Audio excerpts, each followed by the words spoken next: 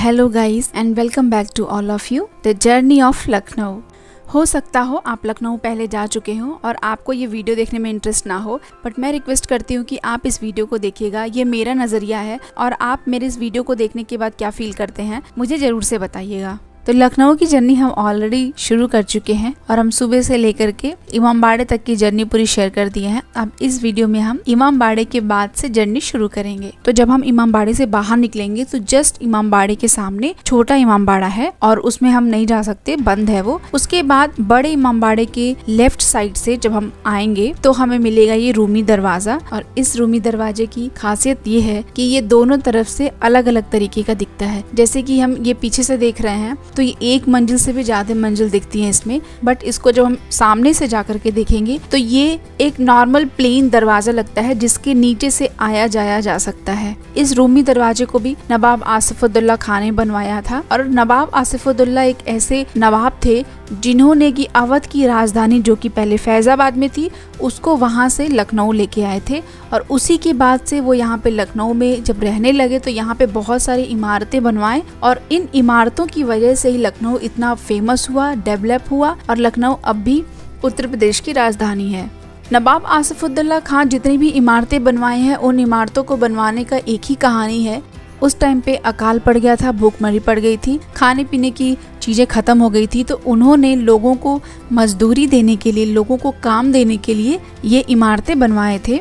ये रूमी दरवाज़ा अपने आप में ही बहुत बड़ा है। इसमें जो छोटी छोटी जो कलाकारियाँ की गई हैं, जो इसमें छोटी छोटी इसमें जो कारीगरी की गई है, ये बहुत सारी चीज़ों को मिला करके इसको बनाया गया है। जैसे कि इसमें अवधी आर्किटेक्चर है, इसमें ईरानी आर्किटेक्चर भी है और इस पे कुछ ऐसी चीज़ें भी बनाई गई हैं जिससे कि ये ओरिजिनली लखनऊ का दिखता है। अवधी आर्किटेक्चर भी इसमें दिखता है। ये बिल्डिंग लखनऊ की सिग्नेचर बिल्डिंग के जैसे है। जैसे कि इसमें सबसे ऊपर देखो, पूरा ऊपर जो कर्व है उसमें जो लॉन्ग होता है, लॉन्ग का वो शेप पूरा बना हुआ है। और इस दरवाजे को अगर उल्टा करके देखा जाए तो ये एक चिकनकारी जो कढ़ाई, जो कि लखनऊ की बहुत फेमस कढ़ाई है, तो उसके कुर्ते के गले के जैसा ये दिखता है और ये एक नौलखा हार के जैसे भी दिखता है। इस रूमी दरवाजे के नीचे से हम नहीं जा पाए क्योंकि इसका रिपेयर का काम चल रहा था उस टाइम पे।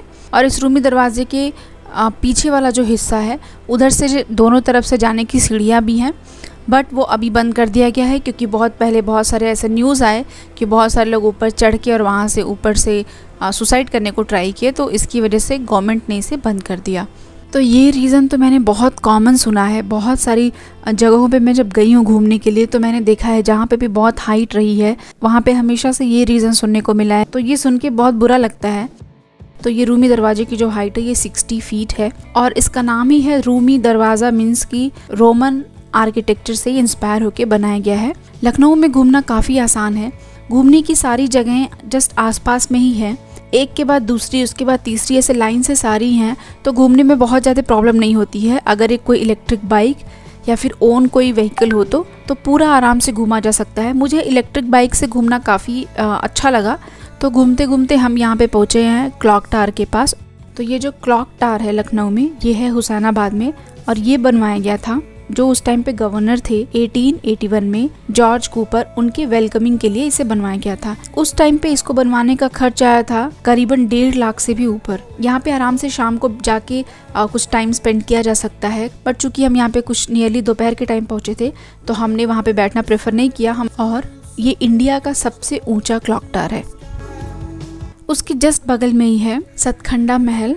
इसका नाम सतखंडा इसलिए है क्योंकि इसको 7 मंजिल का बनाने का प्लान किया गया था और राजा ने अपनी बेटी के लिए सतखंडा महल बनवाने का प्लान किया था ताकि वो ईद और बकरीद का चांद ऊपर से देख सके। लेकिन जब ये 4 खंड का ही बना तभी उनकी बेटी की डेथ हो गई और उसके बाद इस महल को अशुभ मान करके वैसे ही छोड़ दिया गया। ये स्टोरी यहाँ के गाइड बताते हैं, बट मैं इस पे थोड़ा सा और डिटेल में पढ़ी तो मुझे ये पता चला कि ये स्टोरी एक मिथ है, ऐसा नहीं था। इस महल को नवाब 9 खंड का बनाने वाले थे जहाँ से कि पूरी लखनऊ सिटी देखी जा सके और ये दिल्ली के कुतुब मीनार के जैसे वो बनवाने वाले थे। फिर बाद में उसे 7 खंड का सोचा गया।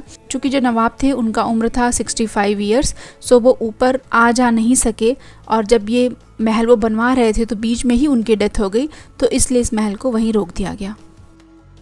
उसके बाद इसे देखने के बाद हम यहाँ से चले आर्ट गैलरी देखने के लिए। आर्ट गैलरी काफ़ी इंटरेस्टिंग है, जिनको भी पेंटिंग्स वगैरह देखने का बहुत शौक है। वहाँ पे क्लिप्स लेना अलाउ नहीं था तो फिर मैंने क्लिप्स नहीं लिया। कुछ चीज़ें काफ़ी इंटरेस्टिंग है वहाँ पे, जैसे कि जितने भी किंग्स थे, जितने भी नवाब्स थे, उन लोगों की पेंटिंग है वहाँ पे। कुछ पेंटिंग्स को 360 डिग्री बनाया गया है। जो भी पेंटिंग्स हैं उसमें किसी भी तरीके का पेंट यूज़ नहीं किया गया है। वो सब एक नेचुरल फ्लावर के कलर, कुछ रत्न वगैरह यूज़ करके उसको पेंट किया गया है। तो काफ़ी इंटरेस्टिंग है। वहाँ पे गाइड भी 30 to 50 रुपीज़ में अवेलेबल है। उसके बाद हम गए चिकनकारी की कढ़ाई देखने के लिए। तो ऑलरेडी चिकनकारी की कढ़ाई जो है वो बहुत फेमस हो चुकी है, आपको नेट पे, अमेज़न पे हर जगह इजीली मिल जाती है और अब काफ़ी इसका फैशन भी हो गया है। जो मुझे लगता है कि ऐसी जगहों पे कुछ इन लोग को ओरिजिनली हैंड एम्ब्रॉयडर्ड थिंग दिखाना चाहिए, जो हैंड से ये लोग खुद उस टाइम पे एम्ब्रॉयडरी करते हों, तो जो देखने वाले होंगे उनको थोड़ा सा और इंटरेस्ट आएगा। लेकिन हाँ, ये यहाँ की काफ़ी फेमस और यूनिक एम्ब्रॉयडरी है जो कि लखनऊ को बहुत फेमस करती है। उसके बाद हम यहाँ से निकले रेजिडेंसी देखने के लिए। ब्रिटिश रेजिडेंसी में अंदर जाने के लिए टिकट लेना है। अंदर जाने के बाद सिक्योरिटी है, वहाँ पे आपका बैग वगैरह चेक किया जाता है। Archaeological survey of India Lucknow circle. पानी या कोई भी प्लास्टिक वाटर बॉटल्स कुछ भी अंदर ले जाना अलाउ नहीं है, ताकि अंदर सफाई बनी रहे, बिकॉज ये रेजिडेंसी काफ़ी बड़ा है। अगर कोई यहाँ पे कुछ फेंक वेक भी दिया तो ये बहुत गंदा हो जाएगा। तो मैं अपनी तरफ से यहाँ पे कुछ पॉइंट्स ऐड करना चाहूँगी। अगर आप ब्रिटिश रेजिडेंसी जाना चाहते हैं तो फर्स्ट थिंग, मौसम देख करके वहाँ पे जाएं, क्योंकि ये पूरी पुरानी इमारतें हैं तो आपको बहुत इंटरेस्टिंग कुछ देखने को नहीं मिलेगा जब तक कि आप खुद इसको देखने में इंटरेस्ट ना रखते हो। तो मौसम बहुत मैटर करता है, अच्छे मौसम में जाएं इसको देखने के लिए। दूसरी चीज़, अगर आप रेजिडेंसी देखने जा रहे हैं थोड़ी सी इसके बारे में नॉलेज लेके जाएं, तो तब आपको उसको देखने के लिए बहुत इंटरेस्ट आएगा। तो ये दो चीज़ें काफ़ी मैटर करती हैं मेरे हिसाब से, क्योंकि अगर आप अंदर जाएंगे और आपको कोई खंडहर सा मिलेगा और आपको बस ये रहेगा कि हाँ इसमें कुछ हिस्टोरिकल चीज़ें हुई थी और आप इसमें घूम लो, तो आपको बिल्कुल भी घूमने का मन नहीं करेगा, क्योंकि ये बहुत बड़ा है और अंदर ये काफ़ी सुंदर भी है। तो ये इतना फेमस क्यों है? ये इतना फेमस इसलिए है क्योंकि लखनऊ के नवाब ने ब्रिटिशर्स को रहने के लिए ये पूरा एरिया बनाया था। ये पूरा रेजिडेंशियल एरिया उन लोगों के लिए बनाया था, इसीलिए इसका नाम है ब्रिटिश रेजिडेंसी। उसके बाद में क्या हुआ कि 1857 में लड़ाइयाँ हुई और उस लखनऊ के लोगों ने इस ब्रिटिश रेजिडेंसी को पूरा घेर लिया। काफ़ी गोले बारूद भी चले और उन गोले बारूदों की जो निशान हैं वो यहाँ की दीवारों पे हैं। यहाँ पे पार्क में एक जगह तोप भी रखा हुआ है याद में देखने के लिए। यहाँ पे एक लाइब्रेरी भी है, बट हम जब गए थे तो वो लाइब्रेरी बंद हो चुका था। तो घूमने के लिए तो बहुत सारी चीज़ें हैं, बेगम की कोठी है, अंदर बहुत सारी चीज़ें हैं घूमने के लिए। अगर आप इसके बारे में थोड़ा सा नॉलेज लेके जाएंगे तो आपको बहुत इंटरेस्ट आएगा देखने में। अंदर जो भी ब्रिटिशर्स मरे थे उन लोगों के अंदर मकबरे भी हैं। यहाँ पे 1857 के वार में 2000 से भी ज़्यादा लोगों की मौत हुई थी। इसमें काफ़ी कुछ कहानियाँ जुड़ी हुई हैं। इसके बारे में पढ़ के जाएंगे तो अंदर जाने के बाद आप उन चीज़ों से रिलेट कर सकते हैं। तो एक साइड की मैक्सिमम सारी चीज़ों को हमने देख लिया था। इसके बाद बहुत सारे पार्क्स थे। तो अब हमें बहुत भूख लग चुकी थी, तो सबसे पहले हमें लंच के लिए जाना था। ऑलरेडी लंच के लिए हम बहुत लेट हो चुके थे, तो हमने रेजिडेंसी के पास गूगल मैप में सर्च किया। टुंडे कबाबी जो कि बहुत फेमस है लखनऊ में, वो जस्ट 1 किलोमीटर दिखा रहा था। तो हमने सोचा चलो वॉक करके ही चले जाते हैं। बट जब हम वॉक करते हुए आए तो हम बहुत थक गए, क्योंकि रेजिडेंसी में ऑलरेडी बहुत घूम चुके थे हम। एक्चुअली रेजिडेंसी से आने के लिए कोई भी वहाँ पे इलेक्ट्रिक बाइक रेडी नहीं थी। वो सब लोग बोल रहे थे कि यहीं पास में ही तो है, वॉक करके चले जाइए। और हम ऑलरेडी रेजिडेंसी के अंदर बहुत घूम चुके थे, इसलिए बहुत थक गए थे। मुझे रिक्शा मिला तो फिर मैं और मेरा बेबी, हम दोनों लोग रिक्शे पे बैठ के टुंडे कबाबी तक आए। और मैं अगर बताऊँ तो मैं नॉनवेज की बहुत बड़ी फ़ैन नहीं हूँ, लेकिन हाँ जो चीज़ें फेमस है उन चीज़ों को मैं ट्राई करना प्रेफर करती हूँ। तो टुंडे कबाबी की काफ़ी सारी ब्रांचेस हैं लखनऊ में, और बाहर से आप शॉप देखे हैं, वहाँ पे पार्सल देते हैं वो लोग। अंदर बैठ के खाने का प्लेस भी है, और इन लोगों ने यहाँ पे वे में ये पूरा फ्रेम लगाया हुआ है। जो लोग भी अभी तक जितने भी सेलिब्रिटीज़ आ करके यहाँ पे खा चुके हैं उन लोगों के साथ इन लोगों की फ़ोटोज़ है, और उसको ये लोग फ्रेमिंग करा करके यहाँ पे रखे हुए हैं। ये टुंडे कबाबी या गलौटी कबाबी ये इसलिए इतना फेमस है क्योंकि इसको खाते ही ये माउथ में मेल्ट हो जाता है। ऐसा स्टोरी है कि जो नवाब थे वो नवाब काफ़ी ओल्ड थे, उनके टीथ नहीं थे, तो उन्होंने बोला था कि जो सबसे सॉफ्ट कबाब बनाएगा कुछ प्राइज़ मिलेगा। तो अब हम अंदर आ गए हैं और अब मैं आपको इनका मेन्यू दिखाती हूँ। तब इन लोगों ने इस कबाब का इन्वेंशन किया था और तब से ये कबाब बहुत फेमस है। तो हमने यहाँ पे ऑर्डर किया है mutton biryani half plate and chicken biryani half plate and 2 plates mutton kebab. 1 plate कबाब अगर आप ऑर्डर करते हैं तो आप पेट भर के खा सकते हैं, क्योंकि कबाब के साथ ये लोग पराठे देते हैं। तो अगर आप लखनऊ जाते हैं तो आप टुंडे कबाबी बिल्कुल भी मिस ना करें। तो वेजिटेरियन लोगों के लिए भी यहाँ पे ऑप्शन है। तो कबाब के साथ इन लोगों ने रुमाली रोटी दी थी। रुमाली रोटी भी काफ़ी सॉफ्ट एंड थोड़ी सी स्वीट थी, खाने में बहुत टेस्टी लग रही थी। और कबाब्स तो यहाँ पे आप देखिए बहुत सॉफ्ट हैं, एकदम मतलब टच करते ही टूट जा रहे हैं। तो लखनऊ में बहुत पहले से ही नॉनवेज फेमस रहा है। जो लखनऊ में नॉनवेज का जो टेस्ट होता है वो अपने आप में एक अनोखा टेस्ट होता है।